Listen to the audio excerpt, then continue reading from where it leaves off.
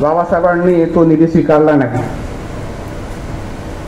बाबासाहेब म्हणाले, ठीक आहे, माझी प्रकृतीचा प्रॉब्लेम आहे,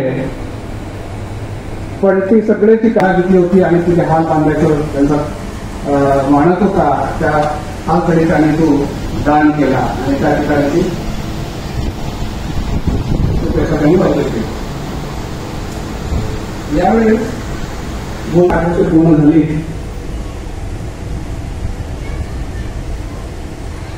परंतु त्याचा काही पुरावा नाही आहे.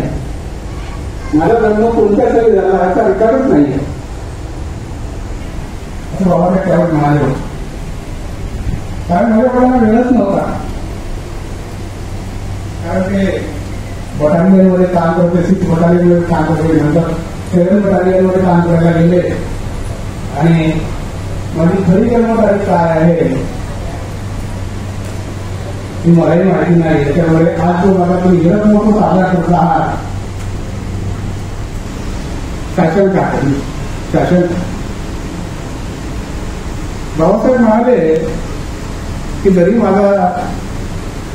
माझे वडील कोकणातले असते आणि कोकणातले जरी राहत असतो तरी माझा जन्म हा कोकणात झाला नाही आणि राजपुताण्यामध्ये मध्य प्रदेशामध्ये महूच्या ठिकाणी झाला. आणि तिसरी गोष्ट बाबासाहेबांनी सांगितली की माझा जो जन्म झाला हा मूळ नक्षत्रावर झाला. त्याच्यामुळे ज्योतिषाने भाकीत केलं होतं की हे पण फार वाईट आहे असं बाबासाहेब म्हणाले होते.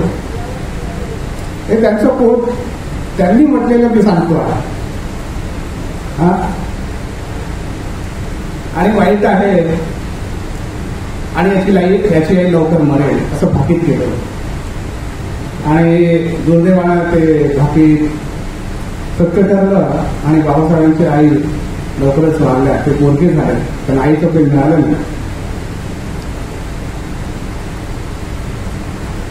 हे सगळं असताना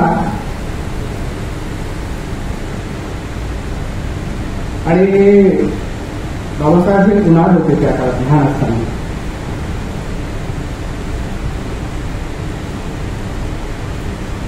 आणि त्याच्यामुळे या पोराचं पुढे काय होईल याची काळजी सगळ्यांना लागली होती. कारण बाबासाहेब फार नाट्य करायचे आणि 12-13 वर्षाचे होईपर्यंत बाबासाहेब लंगोटीवरच फिरायचे आणि दारोदारीचा होऊन विचारायचे की बाबा लाकडं फोडायची आहेत तर तुझ्याकडे.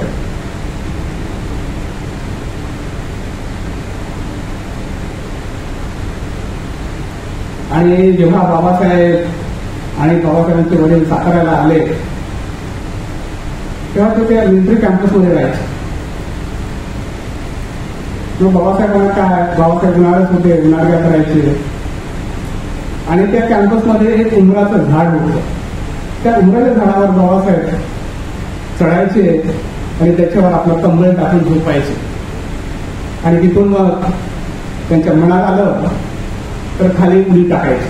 असा त्यांचा कार्यक्रम चालत होता.